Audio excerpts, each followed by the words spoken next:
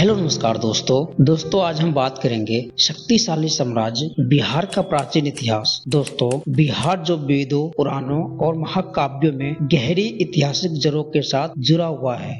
बिहार का नाम बिहारस से लिया गया है, जिसका अर्थ है बिहार राज्य को 3 प्रमुख क्षेत्रों मगध, मिथिला और भोजपुर में विभाजित किया गया है। प्रत्येक का अपना अनूठा इतिहास और संस्कृति है। ऐतिहासिक रूप से बिहार शक्तिशाली साम्राज्यों का एक प्रमुख केंद्र और कई सदियों तक अध्ययन का एक बड़ा हब रहा है। प्राचीन इतिहास मगध के उदय से शुरू होकर 8वीं सदी के मध्य तक फैला हुआ है। बुद्ध की भूमि के रूप में प्रसिद्ध बिहार ने लोकतंत्र और इतिहास में पहले गणराज्य के विकास में महत्वपूर्ण भूमिका निभाई है। बिहार का इतिहास भारत में सबसे विविध है। बिहार का प्राचीन का इतिहास मानव सभ्यता के प्रारंभिक चरणों और सनातन धर्म के उदय को शामिल करता है। पत्थर के युग में मुंगेर और नालंदा में ओलियोथिक वस्तु मिली है और संस्थाल परगना, रांची, हजीराबाद और सिंहभूम सभी झारखंड के मोसोलिथिक स्थल के रूप में पहचाना गया है।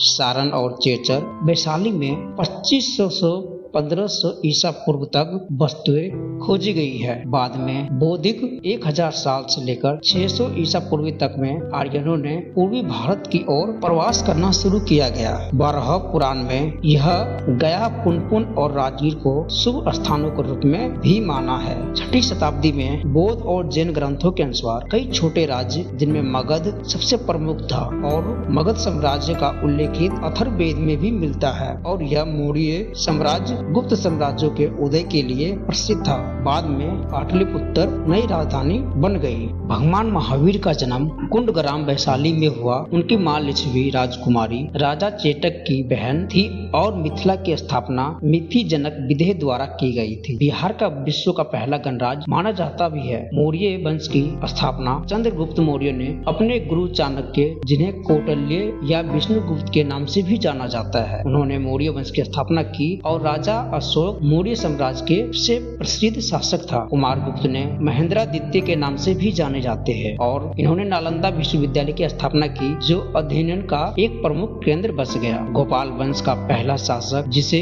लोकतांत्रिक रूप से चुना गया, और उन्होंने वर्तमान में बिहार शरीफ में स्थित ओदंतीपुर का बौद्ध महावीर स्थापित किया और धर्मपाल ने उन्होंने कन्नौज पर नियंत्रण प्राप्त किया और उपरांत यानी उत्तर का भगवान का शीर्षक ग्रहण किया और उन्होंने भागलपुर में विश्वविद्यालय की स्थापना की। बौद्ध संबंध शासक तांत्रिक और महायान बौद्ध धर्म के दोनों अनुयायी थे। उन्होंने कई मंदिर का भी निर्माण किया, जिनमें कोणार्क का सूर्य मंदिर सबसे प्रमुख है। शतपथ ब्राह्मण, पंचविश ब्राह्मण, गोपथ ब्राह्मण, वाजसेनी संहिता, महाभारत इत्यादि में वर्णित घटनाओं से उत्तर वैदिक कालीन में बिहार की जानकारी मिलती है। बेहतर जानकारी के लिए पुराण, रामायण, महाभारत से ही मिल जाती है। पटना और गया जिला का क्षेत्र मगध के नाम से भी जाना जाता है। प्राचीन बिहार के मगध साम्राज्य के अनेक शासक व जैन बौद्ध धर्म संबंधित जानकारी ग्रंथों से मिलती है। बिहार में छठ पूजा की शुरुआत रामायण काल में माता सीता द्वारा की गई मानी जाती है, जिन्होंने सबसे पहले मुंगेर के गंगा तट पर सूर्य देव की उपासना की, जिसके बाद यह परंपरा बिहार के महापर्व के रूप में स्थापित हुई। प्राचीन बिहार की जानकारी के लिए पुरातात्विक साहित्य, यात्रा वृत्तांत व अन्य देशी स्रोत उपलब्ध है। प्राचीन शिलालेख, सिक्के, पट्टे, दान पत्र, राजकाज संबंधित खाते,